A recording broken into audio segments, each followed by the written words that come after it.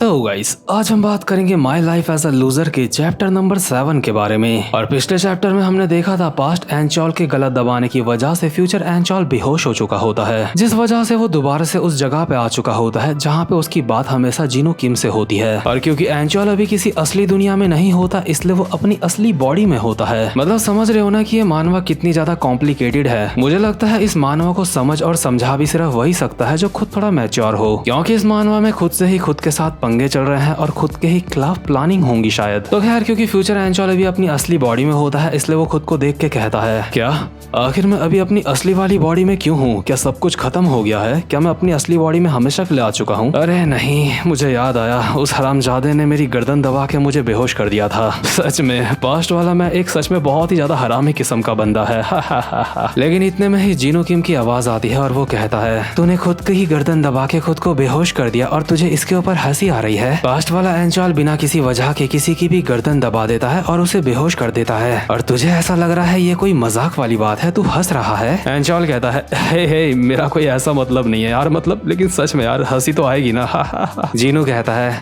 अगर मैं तेरी जगह होता तो इतना ज्यादा रिलैक्स ना रहता, क्योंकि वो पहला हादसा जो तेरी वजह से मेरे साथ हुआ था वो स्टार्ट होने वाला है। इसी के साथ फ्यूचर एंचॉल के सामने अचानक से एक टीवी आ जाता है। ऑब्वियसली ये दोनों एक सपने की दुनिया में होते हैं इसलिए यहाँ पे कुछ भी हो सकता है। इस टीवी की मदद से जीनो किम अभी फ्यूचर एंचॉल को बताना चाह रहा होता है कि आखिर उसके साथ क्या हुआ था। अभी इस टीवी में कुछ सीन चल रहे होते हैं और उसी के साथ साथ में जीनो किम फ्यूचर एंचॉल को कहता है, एक फूल बहुत ही बेकार कंडीशन में भी खिल सकता है और शुल्गी और मैं उन्हीं फ्लावर्स की तरह थे जो बहुत ही बेकार कंडीशंस में खिलने का दम रखते थे। शुल्गी एक काफी ज्यादा स्ट्रॉन्ग लड़का था जो कि मुसीबत में भी हार नहीं मानता था। मुझे सच में लगता था कि शुल्गी सच में काफी ज्यादा ब्रेव है और उसी की वजह से मुझे मदद मिलती थी मुसीबतों का सामना करने के लिए। हम दोनों एक दूसरे पे बहुत भरोसा करते थे और एक दूसरे की मदद से खुद को सहारा देते थे, क्योंकि शुल्गी और मैं बिल्कुल बेस्ट फ्रेंड थे। मुझे ऐसा लगता था कि जब तक शुल्गी मेरे साथ है तब तक मैं किसी भी मुसीबत का सामना कर सकता हूँ। और होता भी यही है जो टीवी में सीन दिखाया जा रहा होता है। वहाँ पे शुल्गी और जीनो किम एक दूसरे का दर्द बांट रहे होते हैं। खास करके शुल्गी वो जीनो किम को बहुत ज्यादा दिलासा देता है, मतलब उसे काफी ज्यादा मोटिवेट करता है कि हम ये चीज सह सकते हैं और हमें कभी भी हार नहीं माननी चाहिए, एक दूसरे की मदद करनी चाहिए। और स्टोरी में आगे बढ़ने से पहले जरा तुम सोच के देखो, अगर तुम बहुत ज्यादा मुसीबत में हो और उस मुसीबत में सिर्फ एक इंसान है जो तुम्हारे सिर्फ काम आता है, तो उस इंसान की तुम्हारी जिंदगी में कितनी ज्यादा वैल्यू होगी। तो ठीक है, अगर तुमने ये चीज फील कर ली है तो अब आगे बढ़ते हैं। इसके बाद हम टीवी में देखते हैं जो पास्ट एंचॉल होता है शुल्गी के पास आता है। साथ ही साथ में एंचॉल ने जीनो किम की गर्दन भी पकड़ रखी होती है और इन दोनों को कहता है, सच में मुझे तुम दोनों से काफी ज्यादा जलन होती है, तुम एक दूसरे के काफी ज्यादा अच्छे दोस्त हो। शुल्गी कहता है,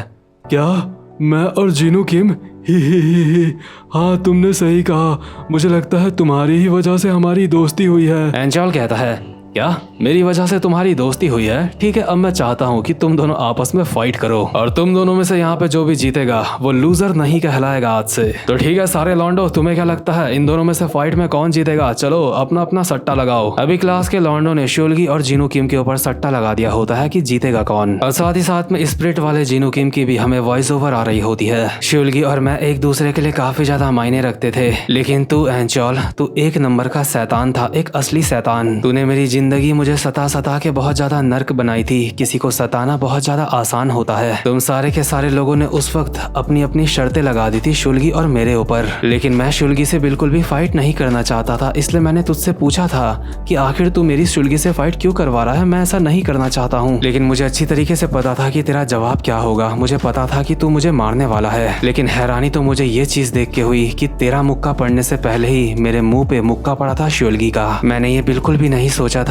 कि ये जो मेरे ऊपर अटैक होगा ये शुल्गी करेगा। और हम देखते हैं शुल्गी अचानक से ही जीनो किम के ऊपर एक मुक्का मार देता है और कहता है, आजा लूजर, मेरे ऊपर हमला कर, मैं हमेशा लूजर नहीं रहना चाहता, मैं तुझसे जीत जाऊंगा। मतलब शुल्गी ने अपनी पूरी की पूरी दोस्ती भुला दी होती है और जीनो किम के ऊपर एक मुक्का मार दिया होता है, जिस वजह से जीनो बेचारे को बहुत बड़ा झटका लगता है और जीनो किम को बहुत ही खतरनाक तरीके का धोखा अभी महसूस हो रहा होता है। लेकिन इस सब के बावजूद भी जीनो किम एंचॉल से कहता है कि उसे शुल्गी से फाइट नहीं करनी, प्लीज प्लीज ऐसा मत करो। और इसके बाद वहाँ पे जो कुछ भी हुआ होता है वो एंचॉल को ठीक से याद नहीं होता, बस उसे इतना याद होता है कि वो बिना सोचे समझे अपने मुक्के चला रहा है। और अचानक से ही जीनू किम को पता चलता है कि वो फाइट में जीत चुका है। जीनू किम को समझ नहीं आ रहा होता है कि आखिर यहाँ पे क्या हुआ और वो फाइट में कैसे जीत गया। दरअसल इस सीन की जो पूरी सच्चाई होती है उस चीज ने जीनू किम का दिल और बुरी तरीके से तोड़ दिया होता है। दरअसल शुल्गी ने जो सबसे पहले जीनू किम के ऊपर मुक्का मारा था वो उसने बेचारे ने जानबूझ के मारा था ताकि जीनू किम जज्बातों में बह जाए और जाने अनजाने में सही शुल्गी के ऊपर हमला कर दे। जीनू किम को खुद नहीं पता होता कि उसने शुल्गी के ऊपर हमला कैसे कर दिया, लेकिन ये बात पक्की होती है कि शुल्गी ने उसके हमलों का बिल्कुल भी जवाब नहीं दिया होता। शुल्गी ने जानबूझ के जीनू किम से हार मानी होती है, वो जानबूझ के हारा होता है ताकि उसके दोस्त को परेशानी ना हो। मतलब कि शुल्गी ने खुद को सैक्रिफाइस कर दिया होता है जीनू किम के लिए, जिस वजह से जीनू किम एक लूजर नहीं रहता और जीनू किम के बदले की भी मार इसके बाद के दिन से शुल्गी ही खाता है। शुल्गी बेचारे की जिंदगी सिर्फ इसलिए नर्क बन चुकी होती है क्योंकि उसने अपने दोस्त के लिए खुद को सैक्रिफाइस कर दिया होता है और वो दोस्त शुल्गी को समझ ही नहीं पाया कि आखिर ये कितना अच्छा बंदा है कि जिसने खुद को सैक्रिफाइस कर दिया। हालांकि एंजॉल को जीनू किम को मारने में काफी ज्यादा मजा आता था, लेकिन अपने प्रॉमिस के तहत अभी वो जीनू किम को नहीं मार रहा होता और शुल्गी को बस पेले जा रहा होता है। साथ ही साथ में अभी हमें स्पिरिट वाले जीनू किम की वॉइस ओवर आती है। एंजॉल सच में एक बहुत ही ज्यादा बुरा इंसान था, लेकिन उससे भी ज्यादा बुरा इंसान तो मैं था, क्योंकि मुझे अंदर से कहीं ना कहीं अच्छा लग रहा था कि मैं बच चुका हूँ, मैं मार नहीं खा रहा हूँ। और एक सीन में मार खाने के बावजूद भी बेचारा शुल्गी जीनू किम को कहता है, जीनू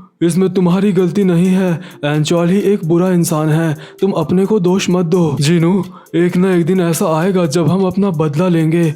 स्कूल पास आउट करने के बाद हम काफी ज्यादा सक्सेसफुल बनेंगे। स्कूल के बाद मैं एक लाइट नॉवल लिखूंगा और उसको लिख के फेमस हो जाऊंगा। एक दिन मैं तुम्हें दिखाऊंगा कि इस बुक में मैं कौन सी नॉवल लिख रहा हूँ, लेकिन अभी इसमें कुछ ऐसी बातें हैं जिनको दिखाने में मैं काफी ज्यादा शर्मिंदगी महसूस करूंगा। जीनू मुझे यकीन है एक दिन तुम भी अपने सपनों को सच कर पाओगे। खुद को सैक्रिफाइस करने के बावजूद भी शुल्गी जीनू किम को मोटिवेट करने की कोशिश कर रहा होता है, लेकिन अब बस फर्क इतना होता है कि शुल्गी के चेहरे में स्माइल नहीं होती क्योंकि शुल्गी बेचारा अंदर से टूट चुका होता है। लेकिन अभी उसका और ज्यादा टूटना बाकी होता है क्योंकि जिस बुक को, जिस नॉवल को वो लिख रहा होता है, जिसके ऊपर उसे इतना ज्यादा गर्व होता है, वही नॉवल उसकी अब सबसे बड़ी शर्मिंदगी बनने वाली होती है, और वो भी जीनू किम की वजह से। दरअसल एंचॉल पूरी क्लास के सामने शुल्गी की इस नॉवल को पढ़ने के लिए कहता है जीनू किम को। बेचारे ने अपने शब्दों में इस नॉवल को लिखा होता है, लेकिन सारे के सारे स्टूडेंट उसका मजाक उड़ा रहे होते हैं और उसके ऊपर हंस रहे होते हैं, जिस वजह से शुल्गी को काफी ज्यादा बुरा लग रहा होता है क्योंकि एक अकेली चीज जिसके ऊपर उसे प्राउड महसूस होता है वो चीज अब मजाक बन रही होती है सबके सामने। और ऊपर से ये सब कुछ कर कौन रहा होता है? जीनू किम, जो कि उसका इतना अच्छा दोस्त है, जिसके लिए उसने खुद को सैक्रिफाइस कर दिया। बेचारे शुल्गी की अभी आंखों से आंसू आ जाते हैं क्योंकि उससे बर्दाश्त नहीं हो रहा होता है इतना ज्यादा अपमान, और वो कहता है, जीनू प्लीज अब उसे पढ़ना बंद करो, उसे और मत पढ़ो। लेकिन जीनू को एंचॉल से इतना ज्यादा डर लगता है कि वो पढ़ना बंद नहीं करता। भले ही उसके आंखों से आंसू आ जाते हैं, लेकिन वो बस पढ़ता ही रहता है। और सबके सामने जब तक इस पूरी नॉवल का कचरा नहीं होता, जब तक सब इसका पूरी तरीके से मजाक नहीं उड़ाते, तब तक ये पढ़ना बंद नहीं करता क्योंकि एंचॉल के यही ऑर्डर होते हैं। लेकिन इसके बाद तो शुल्गी सच में इतना ज्यादा टूट चुका होता है कि अब वो खुद को संभाल भी नहीं सकता। इसलिए इस दिन के बाद से शुल्गी ने स्कूल आना छोड़ दिया होता है, और ये बात टीचर्स और शुल्गी के पेरेंट्स को भी पता चल चुकी होती है। इसलिए क्लास में एक टीचर सारे के सारे स्टूडेंट्स को बोल रहा होता है, मेरी शुल्गी के पेरेंट्स से बात हुई थी, आखिर तुमने शुल्गी के साथ ऐसा क्यों करा, उसे बुली क्यों करा तुमने? ठीक है, सारे के सारे अपनी आंख बंद करो और उस लड़के की तरफ या फिर उस स्टूडेंट की तरफ इशारा करो जिसने शुल्गी को परेशान करा था। और इस दौरान जीनू किम अपने मन में बोल रहा होता है, मुझे एंचॉल की तरफ इशारा करना होगा, मुझे एंचॉल की तरफ इशारा करना होगा। लेकिन भले ही जीनू किम एंचॉल से बदला लेना चाहता होता है, लेकिन फिर भी उसके अंदर इतनी हिम्मत नहीं आ पाती कि वो एंचॉल की तरफ उंगली कर पाए। लेकिन फिर भी जीनू किम को ये उम्मीद होती है कि भले ही उसके अंदर हिम्मत ना हो, लेकिन बाकी के स्टूडेंट तो एंचॉल की तरफ इशारा करेंगे कि इसने ही शुल्गी के साथ ऐसा करा था। लेकिन जीनू किम को एक और झटका तब मिलता है जब सारे के सारे स्टूडेंट जीनू किम के ही ऊपर इशारा कर देते हैं कि इसी बंदे ने शुल्गी की ऐसी हालत करी है। और ये सारे बंदे जीनू किम की तरफ इशारा इसलिए कर रहे होते हैं क्योंकि ये भी जीनू किम की ही तरह लाचार होते हैं। इन्हें एंचॉल ने ऐसा करने के लिए कहा होता है। वैसे भी पूरी की पूरी नॉवल तो जीनू किम ने ही पढ़ी होती होती है। इसलिए टेक्निकली देखा जाए तो जीनू किम भी इस चीज का जिम्मेदार होता है कि शुल्गी अभी डिप्रेशन में जा चुका है और सारे स्टूडेंट को किसी न किसी को तो बलि का बकरा बनाना ही था और एंचॉल को बनाने की उनकी हिम्मत नहीं थी। इसलिए जीनू किम एक अच्छी चॉइस था सारे के सारे इल्जाम उसके ऊपर डालने के लिए। और इस इंसिडेंट की वजह से जीनू किम के जो स्कूल के रिकॉर्ड होते हैं वहां पे परमानेंटली लिख दिया गया होता है कि ये बंदा लोगों को परेशान करता है, ये एक बुली है। और इसी वजह से जब जीनू किम का कॉलेज इंटरव्यू हो रहा था, जब उसके नंबर काफी ज्यादा अच्छे भी आए थे, लेकिन उसके स्कूल के रिकॉर्ड में लिखा था कि ये बंदा दूसरों को परेशान करता है, इस वजह से वो कॉलेज एडमिशन फेल कर गया था। जीनू किम बेचारा सिर्फ पढ़ाई में ही अच्छा था, लेकिन उसके स्कूल के रिकॉर्ड्स खराब होने की वजह से उसकी पढ़ाई भी किसी कॉलेज में काम नहीं आ रही थी, क्योंकि उसे कॉलेज में एडमिशन ही नहीं मिल रहा था क्योंकि उसके रिकॉर्ड खराब हैं। और इसी तरह से जीनू किम की जिंदगी तबाह होना शुरू हुई थी। लेकिन ये तो सिर्फ एक इंसिडेंट था जिस वजह से जीनू किम की जिंदगी बर्बाद हुई थी। अभी 3 और इंसिडेंट होते हैं ऐसे। और प्रेजेंट मोमेंट में यानी कि एंचॉल के पास्ट में अभी जीनू किम यही बात फ्यूचर एंचॉल को बोल रहा होता है और कहता है, मैंने तुम्हें ये सारी की सारी बातें बता दी, लेकिन तुम्हें पता है इससे भी ज्यादा दुख वाली बात क्या है? इससे भी ज्यादा दुख वाली बात यह है कि एंचॉल, मैंने तेरी वजह से अपने सबसे अच्छे दोस्त को खो दिया। इसलिए अगर तू अपने शरीर में दोबारा से वापस जाना चाहता है, उसके लिए ये जो पहला इंसिडेंट जो मेरे साथ हुआ था, तुझे अभी इस इंसिडेंट को रोकना होगा। तुझे मेरी और शुल्गी की दोस्ती को बचाना होगा। यानी कि फाइनली अभी फ्यूचर एंचॉल को पता चल चुका होता है कि पहला इंसिडेंट क्या है और उसको क्या चीज रोकनी है। लेकिन फ्यूचर एंचॉल के पास अभी ज्यादा कुछ सोचने का वक्त नहीं होता, क्योंकि प्रेजेंट मोमेंट में वही चीज उसके साथ हो रही होती है जो चीज जीनू किम उसे अब तक बता रहा था। हम देखते हैं पास्ट एंचॉल ने फ्यूचर एंचॉल और शुल्गी को एक दूसरे के आमने सामने रख रखा होता है और उन दोनों को लड़ने के लिए बोल रहा होता है। और फ्यूचर एंचॉल को पास्ट वाले एंचॉल को देख के आज पहली बार ऐसा लग रहा होता है कि सच में पास्ट में वो बहुत ज्यादा हरामखोर था। मतलब हरामखोर तो उसे भी पता होता है कि वो है, लेकिन आज उसे पता चला होता है कि वो कितना ज्यादा बुरा इंसान है, क्योंकि पास्ट एंचॉल अभी इन दोनों को जबरदस्ती लड़वा रहा होता है आपस में। लेकिन फ्यूचर एंचॉल को कुछ भी करके खुद को ही रोकना होगा ऐसा करवाने से, क्योंकि अगर ऐसा हुआ तो फ्यूचर एंचॉल अपनी बॉडी में कभी भी वापस नहीं जा पाएगा दोबारा से। मतलब सच में यार, ये मानवा इमोशंस को छेड़ती है और हमें बहुत ही ज्यादा जरूरी बात सिखाती है। इस मानवा से हमें ये बात सीखने के लिए मिलती है, कम से कम इतने ज्यादा बुरे इंसान तो मत बनो कि खुद के लिए ही दिक्कत बन जाओ। तो गाइज, अगर आप में से कोई ऐसा बंदा है जो इतना ज्यादा बुरा इंसान था या फिर है जो खुद के लिए ही दिक्कत बन जाता है, वो कमेंट सेक्शन में अपनी अटेंडेंस जरूर देना। तो खैर गाइज, अब मैं मिलता हूँ आपसे अपनी नेक्स्ट वीडियो में, तब तक के लिए गुड बाय।